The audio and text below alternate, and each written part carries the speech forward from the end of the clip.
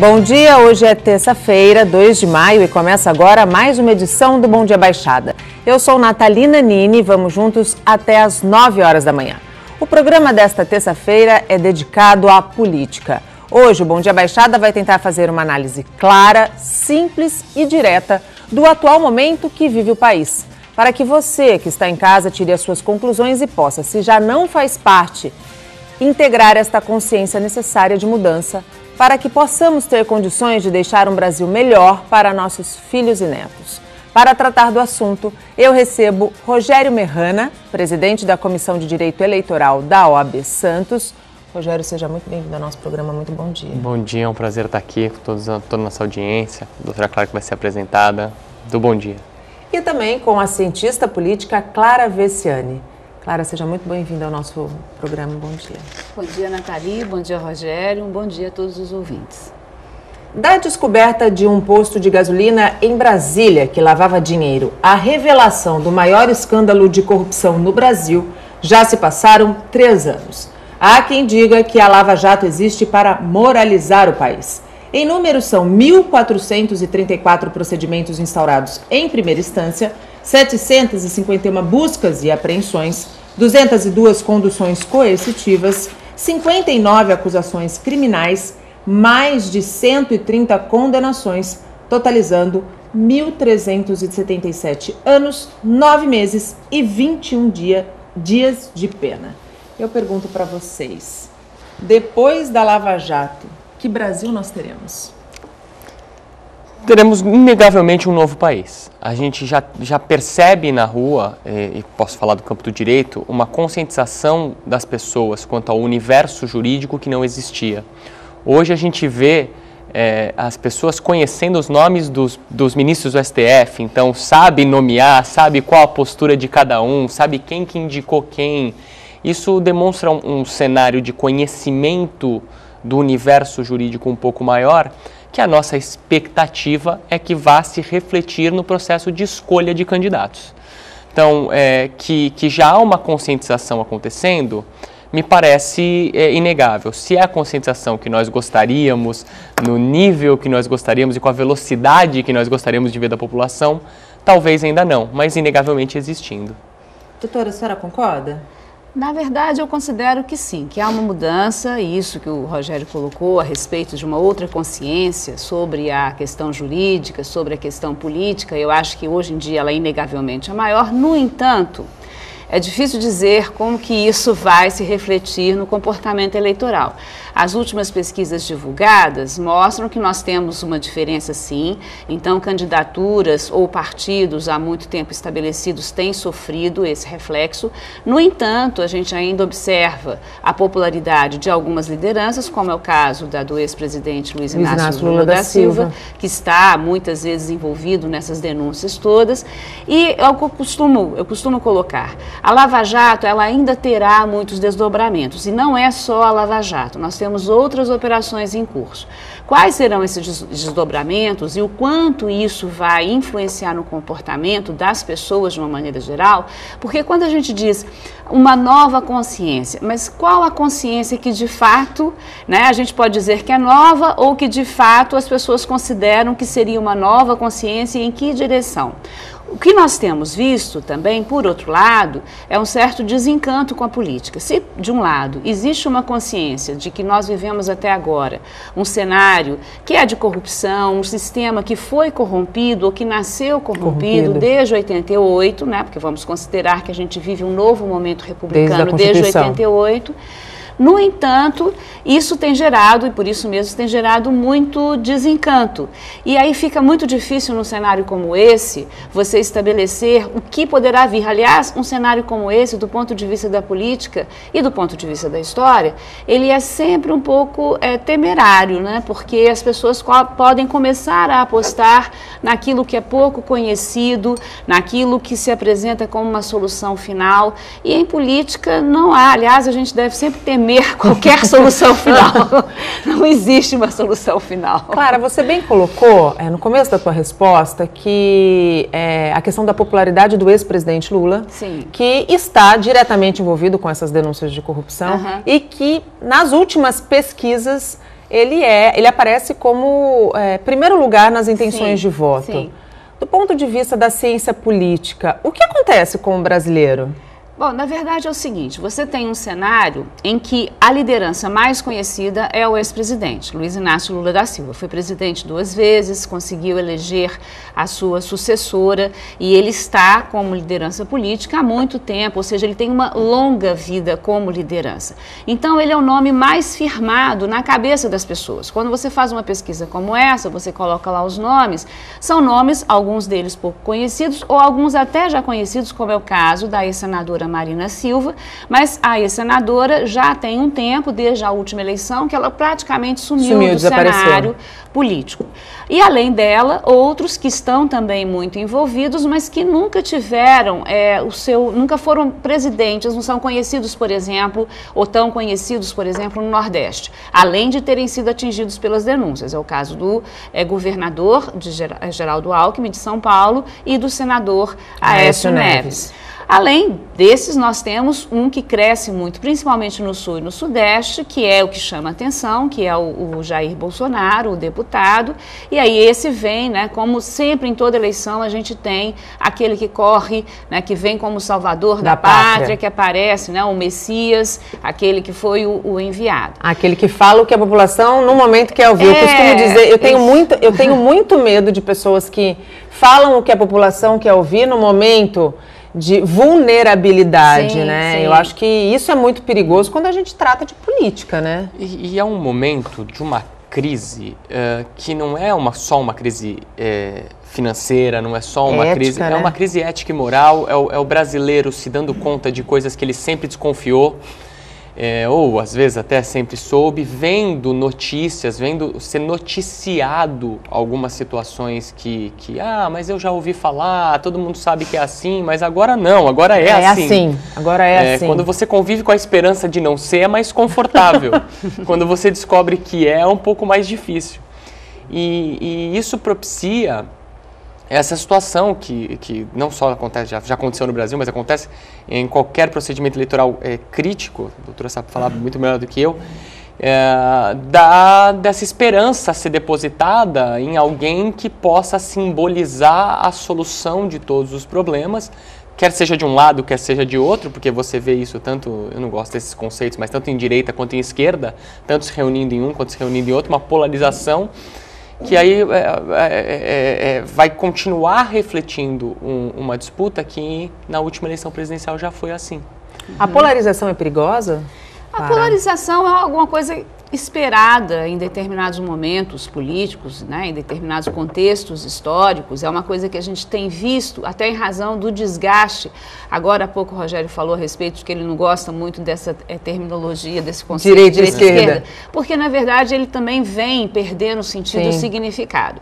Então, por conta disso mesmo, o que a gente tem observado é que as antigas siglas, agora, por exemplo, mais recentemente no caso do primeiro turno das eleições francesas, as antigas siglas, ou as siglas que pautaram boa parte do movimento político daquele país, elas simplesmente foram deixadas de lado, apesar de um primeiro turno muito disputado, e os dois candidatos são de siglas novas. Da mesma forma, a gente pode dizer que nos Estados Unidos, embora as siglas tenham se mantido, o Trump era absolutamente fora do esquema do Partido Republicano. Completamente fora. Então, assim, ele foi eleito pelo Partido Republicano, mas ele estava completamente fora do establishment do Partido Republicano, embora ele seja um candidato do establishment. Mas, de qualquer maneira, o que a gente tem notado é isso. A democracia, ela tem mudado. No nosso caso, a gente sempre tem que considerar as nossas próprias características. Isso que o Rogério falou, nós já sabíamos que era assim. Na verdade, o que eu costumo dizer também é que nós estamos vendo o nosso rosto no espelho. Sim, nós sempre soubemos,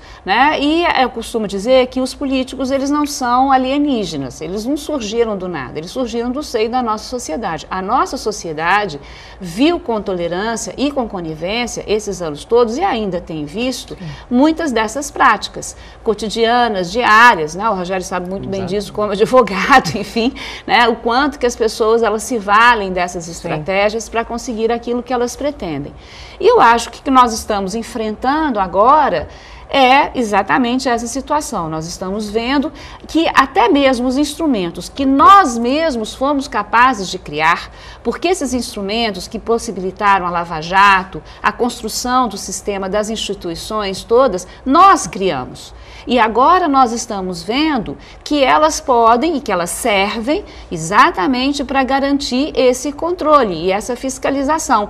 Agora nós estamos nos dando conta disso. Ao mesmo tempo que nós temos uma sociedade tão complicada, com tantos problemas, nós fomos capazes de construir, desde 88, as instituições e os instrumentos de transparência que possibilitaram isso agora. Então, a gente está vivendo, né, com as contradições, né, que a realidade, qualquer realidade, sempre apresenta, só que agravado por uma crise econômica, enfim, torna tudo um pouco mais difícil. Como eu disse lá na introdução do nosso bate-papo, muitos acreditam que a Lava Jato e os desdobramentos da Lava Jato vieram para despertar uma crise de moralidade ética no país. A gente vê hoje, por exemplo, donos de construtoras presos, né? Gente muito influente que foi levada para a cadeia. Uma vez que sempre pairou entre os brasileiros a sensação de que só pobre vai para a cadeia, essa operação ela trouxe uma separação de patamares, né, doutora? Na verdade é o seguinte, eu acho que ela mostra que a impunidade, como a gente imaginava, ela não existe mais, pelo menos não existe, né, da maneira como ela sempre existiu. Eu acho que traz uma certa consciência, ao mesmo tempo, por outro lado, à medida em que políticos, né, ou lideranças graúdas, aos olhos da população, permanecem impunes quando deveriam ser punidas, traz também essa sensação de que não adianta nada. Eu sempre costumo dizer assim, como não adianta? Quando é que você pensou em ver o Marcelo Odebrecht na cadeia? Ninguém nunca imaginou. Nunca. Aliás, a gente nem sabia que o Marcelo Odebrecht era capaz de fazer o que ele fez. E, aliás, quando ele foi preso, ele disse, eu vou derrubar a República. Então, com a clara sensação de que ele era intocável. Exatamente. Né? Da mesma forma, quando o pai dele, o Emílio Odebrecht, descreve toda a prática nesses anos e com uma absoluta tranquilidade, naturalidade. Como se aquilo fosse o dia a dia. E aí né? você, diante daquilo, você fala assim, gente, alguma coisa mudou, porque jamais a gente imaginou que alguém pudesse. Agora, é claro, a justiça, ela tem os seus caminhos, ela não tem o caminho, não é o enfim, da lógica comum, porque ela tem a sua própria lógica. Eu não estou querendo dizer com isso que há impunidade. Na verdade, ela tem a sua própria racionalidade. A racionalidade que muitas vezes a gente não tem, porque se a gente pudesse, a gente condenaria alguém a 100 anos, 200 anos, 300 anos, mas não é isso. A gente criou o Estado exatamente para que ele fique acima dessas nossas paixões, dessa nossa vontade e desejo de vingança. Sim. Então, é bem verdade que, por exemplo, agora recentemente, o empresário Eike Batista voltou para casa para prisão domiciliar. As pessoas ficam pensando assim, mas é injusto, o Eike saiu. Não, o Eike não saiu da cadeia. Ele tem, a justiça prevê esse tipo de situação. Exato. E ele estava numa prisão preventiva. Então, a gente tem que ter o cuidado também de não se deixar levar achando que não adianta nada, porque o Eike voltou para casa. Ele não voltou para casa. Voltar para casa não significa que ele está livre, ele né? Ele não está livre e ele não voltou para casa. Ele está aguardando o julgamento dele. Né? E aí isso é até bom para que as pessoas adquiram uma outra consciência. O sujeito que está lá na prisão, que está preso indefinidamente, essa situação não é justa. Sim. E aí a gente começa a questionar a situação do outro também, que está lá e fala assim, então vamos começar a questionar a situação do outro. Porque se ele não pode, o outro também não pode. E acho que isso traz essa nova consciência que o Rogério falou no início e dá no outro sentido também, do que é justo para aqueles que estão presos e que não deveriam estar. Né? Nessa linha que a doutora está falando muito bem, é importante a gente separar o que é a condenação judicial do que é a condenação pública. Sim. Porque a gente tem um fenômeno hoje em dia que tudo é interligado, em 5 segundos que acontece uma prisão, uma nova operação Lava Jato, a gente acorda de manhã já está sabendo de tudo. Então, a condenação da opinião pública, ela ocorre antes que comece o julgamento judicial. Sim. Então, essas lacunas têm que ser entendidas, respeitadas, porque o tempo do direito é um tempo um pouco diferente. O direito precisa consolidar, precisa formar essas questões de provas e documentos para você poder dar uma condenação em definitivo. E aí o que a gente espera, e é isso que a gente está começando a ver, é esse despertar de conscientização no sentido de tratamento isonômico. A lei é uma, então Sim. por que a lei que sempre facilitou a vida de alguns não facilita a vida de outros? Porque punir uns, não punir outros, né? Porque há essa diferença eu diria eu, até de qualidade de defesa para quem tem mais necessidade, de quem tem mais condições. São essas diferenças que a gente tem que começar a trabalhar. E nessa linha, a Lava Jato já está apontando, lembrando, como você bem ressaltou no começo, começou com uma nota fiscal fria de um posto de gasolina de um deputado que mandou lavar o carro e não tinha lavado carro nenhum. E hoje a gente já começa a falar nas implicações que tem dentro do judiciário. É o noticiário de hoje, quais são as próximas etapas.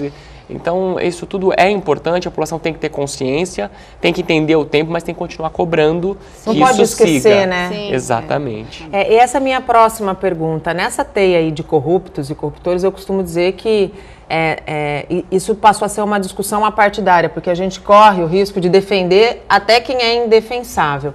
Como, a partir desse momento, a gente pode garantir a transparência nessas relações políticas? A gente vive um país que precisa de reformas. Se são as que estão aí é uma série de discussões, se é desse jeito que se faz, é uma discussão muito longa, mas uma reforma que a gente precisa, inegavelmente, é uma reforma do sistema político. E aí não é uma reforma eleitoral, não é só a forma como a gente faz eleições, é a forma como a gente faz política.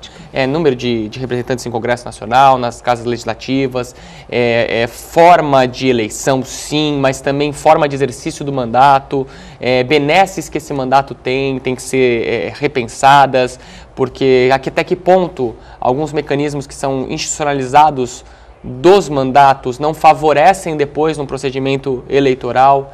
Então, é essa a discussão. O que a gente, enquanto instituição, agora falando em nome da comissão da OAB, o que a gente se preocupa um pouco é que momento que nós estamos para fazer este tipo de discussão popular. Se por um lado é o momento mais propício, porque é o momento que a população está mais atenta, por outro lado é o momento em que os representantes são os mais suspeitos possíveis. Exatamente. Então, como a população vai lidar com isso?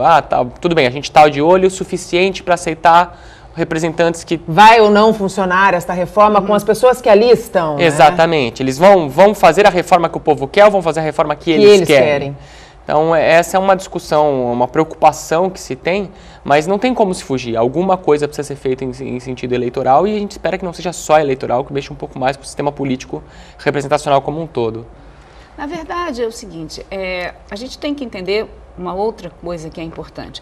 A reforma eleitoral, a reforma política, da maneira que ela vier, a gente deve sempre encarar o seguinte, os sistemas, eles não são válidos eternamente. Como eu coloquei antes, existe uma mudança de tendência e nos outros países, em outros lugares, volta e meia alguma coisa é repensada ou rediscutida em termos de financiamento de campanha. As eleições, o momento da eleição, muitas vezes deixa isso claro, quanto mais acirrada a eleição, mais noção se tem do que precisa mudar.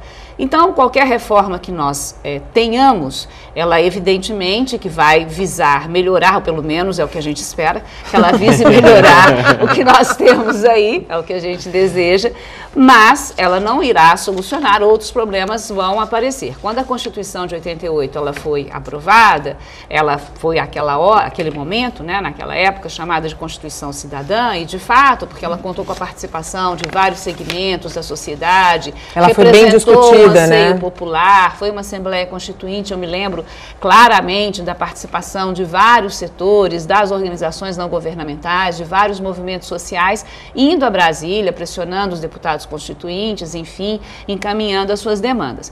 E quando ela foi finalmente aprovada, a gente considerou então que aquela era a Constituição que nós deveríamos ter para sempre. Não será para sempre. As pessoas gostam sempre de comparar com a Constituição americana, que tem só 25 artigos, e me corrija se eu estiver enganada, mas são 25 artigos.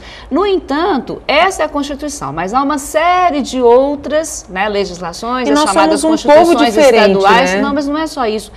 As pessoas gostam de fazer essa comparação para dizer, olha, é tão simples e lá funciona tão bem. Ela não é toda a legislação, ela não representa, ela representa os princípios fundamentais. Porque, na verdade, em termos históricos, você tem dois tipos de Constituição. Tem essas que colocam os princípios fundamentais, depois você vai desenvolvendo uma série de outras, né, legislações e constituições, enfim, para dar conta da realidade, e tem aquelas que se pretendem mais completas, de legislar sobre tudo, inclusive, por exemplo, como é o caso da nossa, sobre as questões ambientais. Você tem um capítulo inteiro sobre a questão ambiental, né, que incluído lá. Então, qualquer Constituição, qualquer legislação, ela reflete também um momento. A lei, ela não existe separada daquilo que é a sociedade, daquilo que é o momento histórico. Os direitos, eles não nascem sozinhos, eles nascem como resultado de um movimento. Então, nós teremos, provavelmente, mudanças, existe um anseio por mudanças, evidentemente que o cenário é este que foi colocado, há um Congresso que é desacreditado, né? Enfim, não sem razão, há uma população ansiosa, como isso será conduzido, isso é sempre, torna a situação o grande desafio, sempre, né? Um problema. Mas qualquer reforma que venha, ela não será para sempre, ela não vai resolver todos os nossos problemas, outras questões vão aparecer mais adiante. E o que a gente deve fazer, eu acho, assim, é a sociedade, o papel da sociedade na democracia é esse, de fiscalização, de atenção, de discussão, de cobrança. É o que a gente deve continuar fazendo mais para frente. Abrindo o segundo bloco, falamos do bebê número 500, que nasceu no Hospital dos Estivadores, aqui em Santos. Com 3 quilos, 615 gramas, olha que gordinho, e 50 centímetros, Heitor Gabriel Soares é o primeiro filho da universitária Tayane Soares da Silva, de 23 anos. Ela também nasceu no antigo Estivadores. Heitor nasceu de parto natural e passa bem. A previsão é que mamãe e bebê tenham alta amanhã. Que bonitinho, Heitor. E no Caderno Regional desta terça-feira, você vai ver que será inaugurado hoje a nova sede do Posto de Atendimento ao Trabalhador de São Vicente. O Caderno Regional começa às 7h30 da noite. E voltamos a conversar sobre política e sobre o atual momento do país com o Rogério Merrana, presidente da Comissão de Direito Eleitoral da OAB Santos, e com a cientista política Clara Vessiani. Se você está em casa e tem alguma pergunta, é só enviar para o nosso e-mail, programabdb@gmail.com. Clara, ao longo desses 3 anos, a gente teve diversas manifestações populares. A última, que foi contra 2 reformas e um projeto de terceirização, aconteceu na sexta-feira, parou grande parte, pelo menos do estado de São Paulo. Aqui em Santos teve muitos reflexos e também muitos atos de vandalismo, né? A gente percebe. Daquela geração dos caras pintada, da qual eu fiz parte, a atual geração que destituiu a Dilma Rousseff, a minha destituiu o Fernando Collor, a atual destituiu a Dilma Rousseff. Qual é a diferença? Então, nós temos aí algumas diferenças importantes. O momento, né, o momento lá, no caso da destituição do Fernando Collor de Mello, havia, por exemplo, um congresso, que era um congresso que refletia, quando não, me lembro claramente, do José Dirceu, ex-deputado, atualmente preso como consequência também da Operação Lava Jato, liderando o movimento todo na Câmara dos Deputados, a favor do impeachment do Collor e tal. Era um momento também de uma consciência, depois, né, da Constituição Cidadã, depois do período do governo José Sarney, uma retomada, por assim dizer, de que era um outro momento que o país vivia, mas ainda nós não tínhamos, por exemplo, o que nós temos hoje, que são as redes sociais, e elas não são a causa dos movimentos, mas elas ajudam a catalisar esses movimentos. Então, existe uma diferença grande com relação ao tipo de movimento, até em função do tipo de instrumento que você podia contar para mobilizar as pessoas. O que nós vemos hoje, a partir da questão que você colocou, dos atos de vandalismo e tudo mais, principalmente em algumas capitais, né, no caso do Rio de Janeiro, também em São Paulo, é um reflexo também daquilo que nós já tínhamos visto em 2013 e que, na verdade, é um movimento que já vem, considerando no mundo, considerando os Black Blocs, por exemplo, desde 2001. Então, é nos movimentos anti-globalização, lá do início do século XXI, que esses movimentos, que é um movimento ligado aos jovens, a algumas outras organizações também, não só aos jovens, mas algumas organizações, eles têm se construído, enfim, têm se organizado e que aqui no Brasil a gente começou a ter notícia da conta deles em 2013. Afora isso, é bem verdade que já há algum tempo a gente pode deixar de lado aquela história de que nós somos um povo pacífico. Nós não somos em nada pacífico, nunca fomos. As nossas manifestações, a violência que acontece nas nossas prisões, a violência urbana, a violência doméstica, isso tudo mostra... A guerra civil não declarada. Exatamente, né? isso tudo mostra que nós não somos em absoluto pacíficos. Só que agora, essa nossa não passividade, esse nosso comportamento violento, ele acaba também se estendendo às ruas em função das manifestações, o que é sempre lamentável, porque, na verdade, o que se espera com a política ou com a democracia é de que os conflitos eles possam, tanto madura será uma sociedade, quanto mais os conflitos eles possam ser resolvidos de uma forma um pouco mais civilizada, que as manifestações elas aconteçam, mas dentro de certos limites. Agora, é evidente que em sociedades, em qualquer sociedade, quando você tem uma situação, que é uma situação de, e no caso da nossa sociedade, isso é muito evidente nos últimos anos, de aprofundamento das desigualdades, a despeito de tudo que foi sendo feito nesses últimos, né, nos últimos governos e tal, a despeito disso, nós somos ainda um dos países mais desiguais do mundo, com problemas sérios do que diz respeito aos serviços públicos, e essa raiva toda, né, num momento como esse, ela se manifesta e se manifesta nesses movimentos. Então, na verdade, eu acho que a diferença, voltando à sua pergunta inicial, eu acho que é isso. Acho que hoje em dia a gente percebe mais os limites desse Estado que nós criamos, que nós fundamos lá atrás, o que alguns analistas gostam de chamar da nossa Terceira República, que é a partir da Constituição de 88, e que, nesse momento, a gente percebe mais os limites desse sistema, que nós não estamos em nada satisfeitos. Evidente que isso não justifica o vandalismo, mas claro, isso explica a diferença. Falando em Fernando Collor, doutor, ele foi um presidente cassado, teve os direitos políticos cassados, foi tirado pelo povo e voltou pelas mãos do povo. Aquela máxima de que o brasileiro não tem memória, ela é verdadeira ou falta educação política que desperte a consciência? A gente tem dois fenômenos aí, na minha opinião. Assim, nitidamente, a gente fala em pessoas que realmente, aparentemente, não acompanham, não têm esse trato, e a gente fala no fenômeno que a gente vê no dia da eleição, que é uma despreocupação com o procedimento eleitoral e com a importância do momento eleitoral, que leva pessoas à venda de votos, a realmente escolher qualquer um na hora, lembrar só o nome que lembra e votar porque lembrou. E por outro lado, a gente tem que lembrar também que, assim, o procedimento do Fernando Collor, por mais que tenha sido não tão conturbado quanto foi o impeachment da Dilma, ele tinha os aliados dele, então ele tem uma força política que ele manteve ao longo do tempo, especialmente em Alagoas, que não pode ser menosprezada. Eu acredito que o Collor, numa eleição nacional, ou mesmo numa eleição em São Paulo, como ele quase tentou em 2000, teria sido um procedimento diferente do que quando ele concorre no estado dele, que é onde ele tem o trabalho político dele, que não pode ser menosprezado. Então, acho que a gente só simplesmente atribuir isso a uma falta de memória do povo é você ignorar também que ele tem um trabalho político lá. Se esse trabalho político é bom ou não, aí a gente vai entrar na avaliação que o eleitor tem sobre o que o seu representante faz. Mas acho que não pode simplesmente ser menosprezado desse ponto de vista do nicho eleitoral. Não vou dizer curral, porque aí curral já dá uma outra impressão, mas do nicho eleitoral dele. Nós temos uma pergunta do nosso telespectador, o Uriel, ele está sempre conosco. Uriel, muito obrigada. Por que não se dá ênfase ao voto distrital?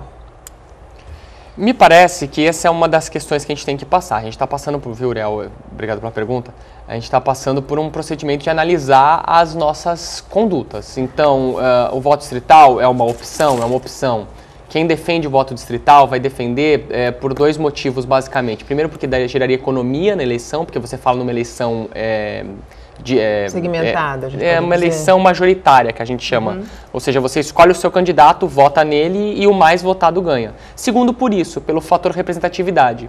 Nosso sistema eleitoral, que eu particularmente gosto muito do sistema representacional para a escolha dos legisladores, ele é um sistema complicado de entender e de explicar. Então, ele é um sistema que tem pouca aderência no eleitor. O eleitor, como não entende o sistema, como o eleitor não está acostumado com a ideia de partido político com programa e conteúdo, o eleitor acaba se sentindo distanciado e ao primeiro momento diz, não, olha, eu quero votar em quem eu escolho, eu quero escolher em quem eu voto e votar e eleger quem eu estou votando efetivamente. Que o sistema proporcional é um pouco diferente. Então, a primeira coisa que surge na cabeça das pessoas é realmente falar no voto objetivo, num voto para um sistema distrital, onde a gente repartiria o Estado em regiões, distritos, de acordo com a população, e cada distrito teria o seu ou os seus representantes, dependendo se distrital misto, cada um teria os seus representantes e eles formariam as casas legislativas. Então seria como se fosse uma eleição majoritária, ou seja, o mais votado ganha, mas em micro-regiões, o que também baratearia as campanhas e resolveria um segundo problema.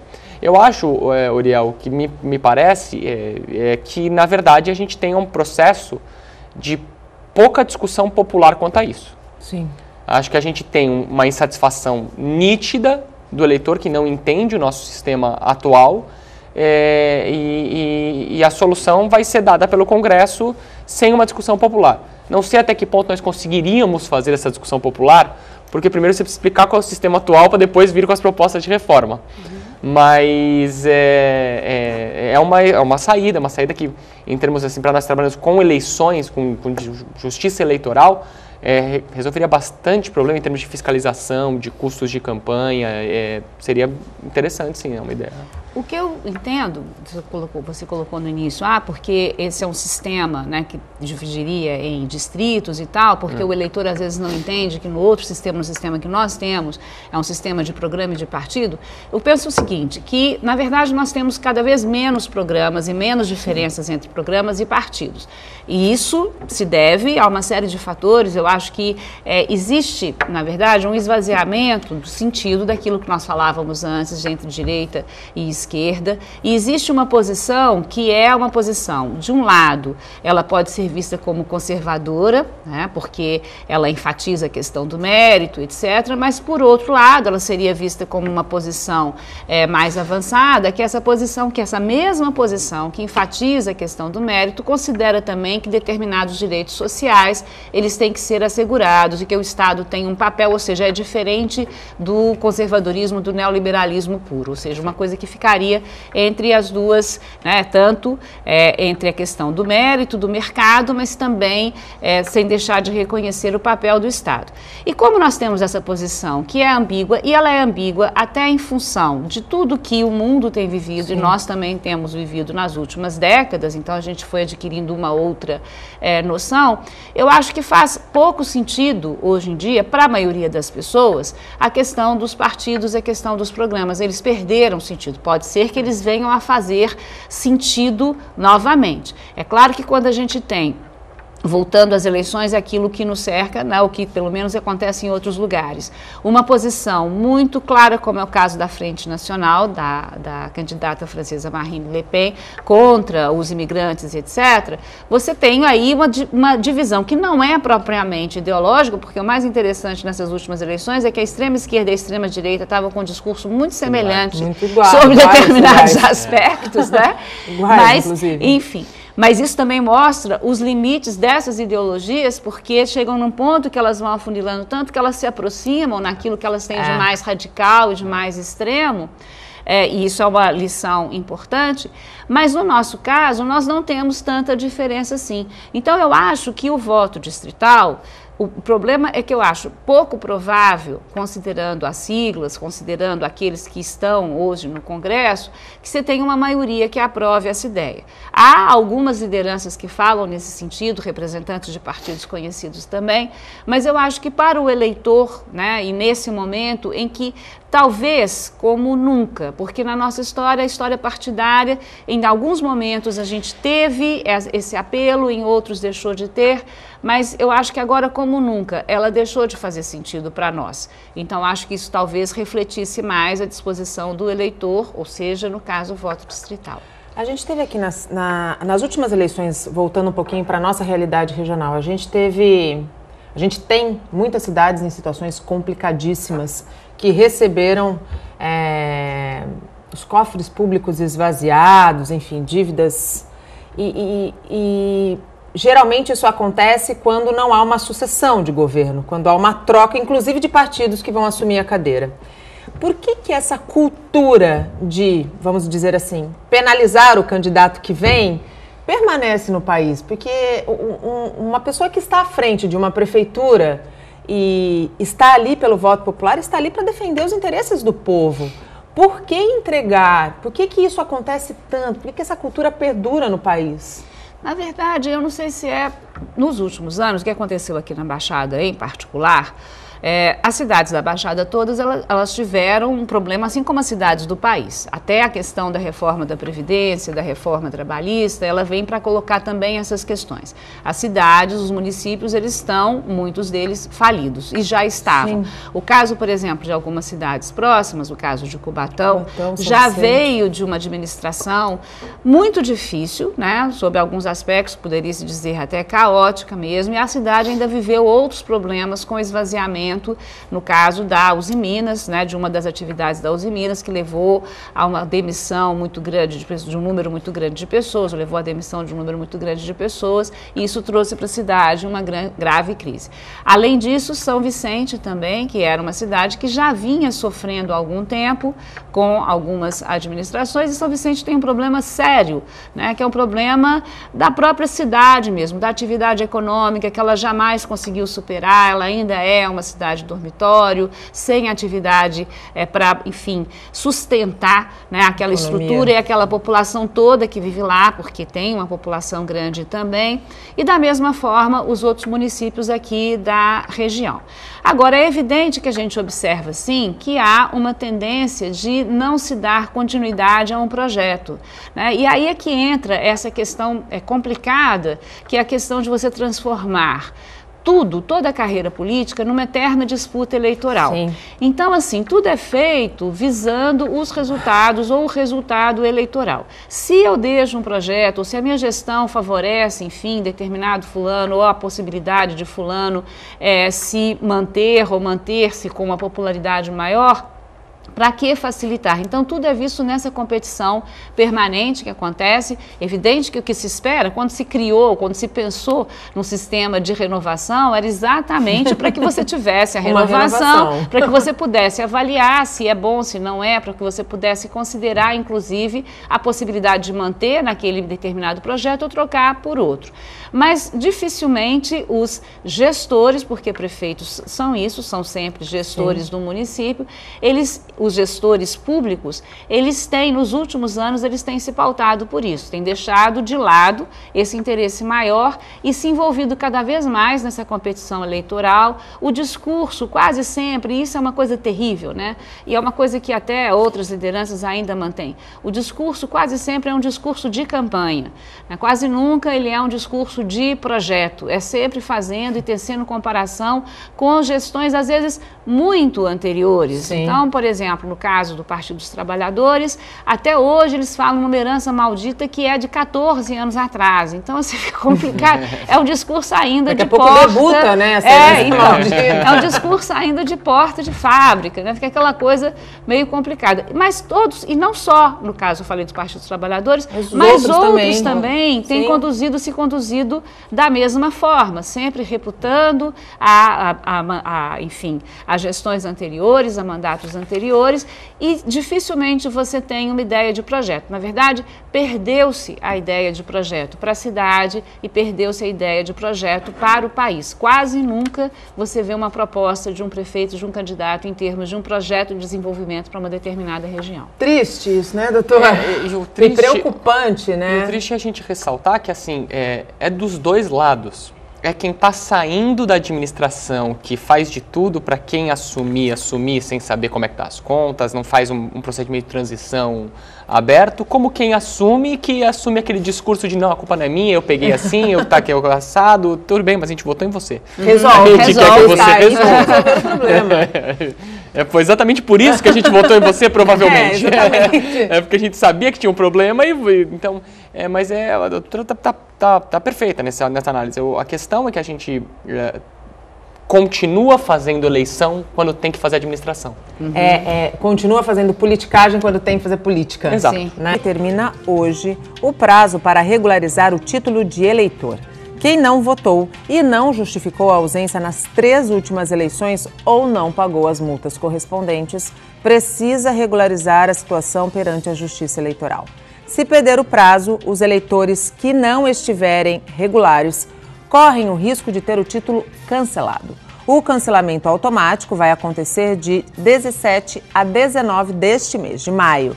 Para regularizar a situação, é preciso pagar multa de R$ 3,51 para cada um dos turnos que a pessoa deixou de votar. Só que no estado de São Paulo, mais de 500 mil títulos eleitorais podem ser cancelados.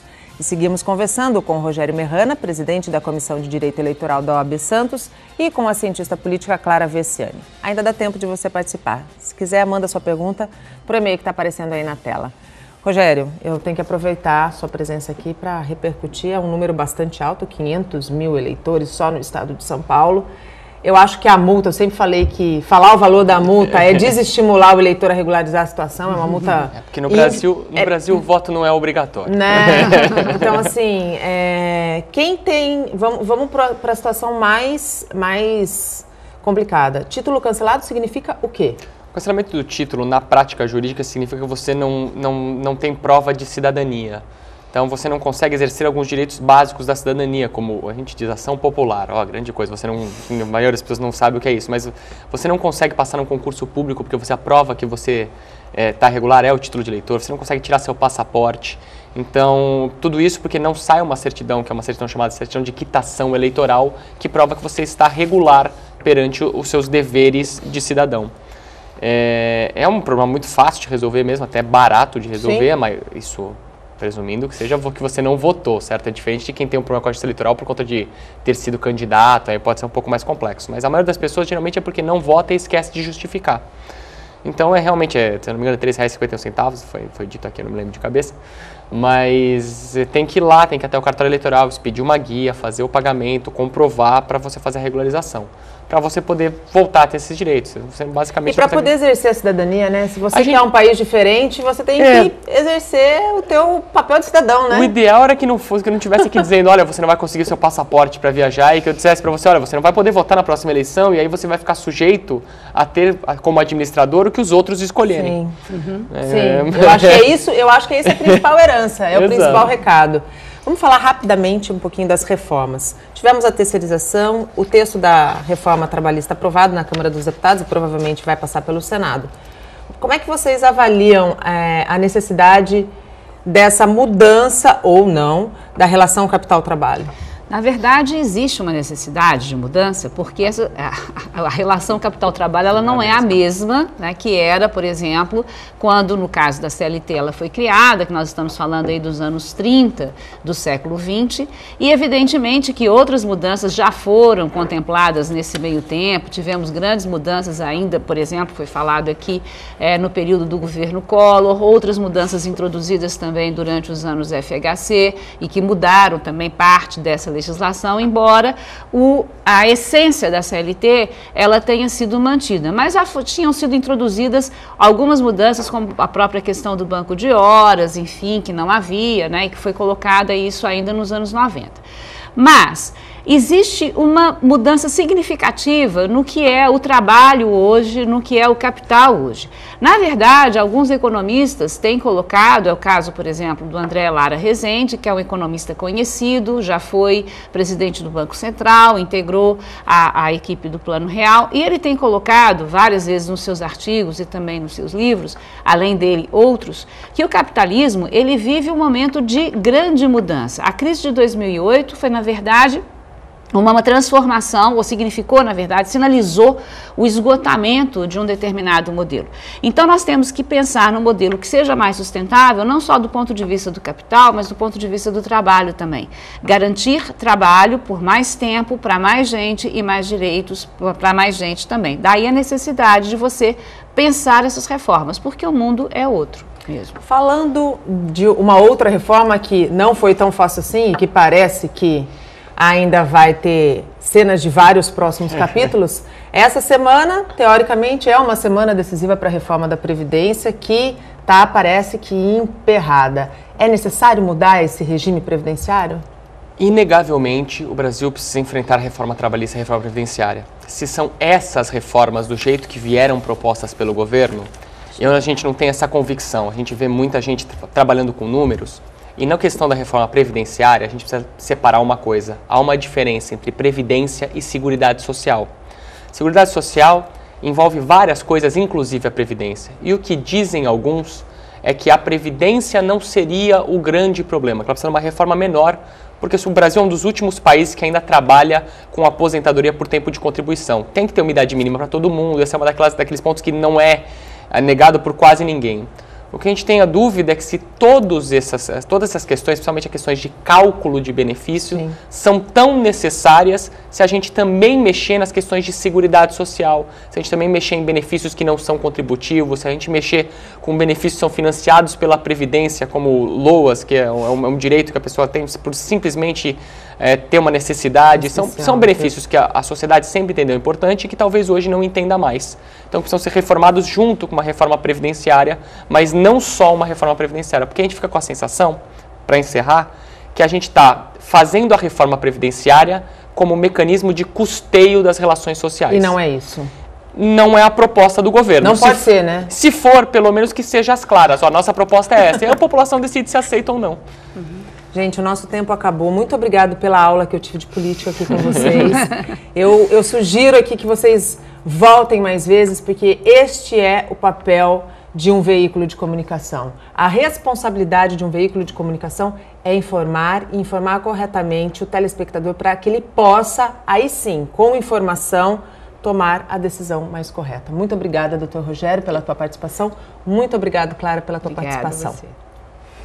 Você que nos assiste, curta a nossa fanpage no Facebook, nossa página no Instagram e no Twitter. Durante todo o dia você pode ficar bem informado sobre tudo o que acontece na região e no mundo acessando o Santa Portal. Eu volto amanhã às 8 horas da manhã. Tchau!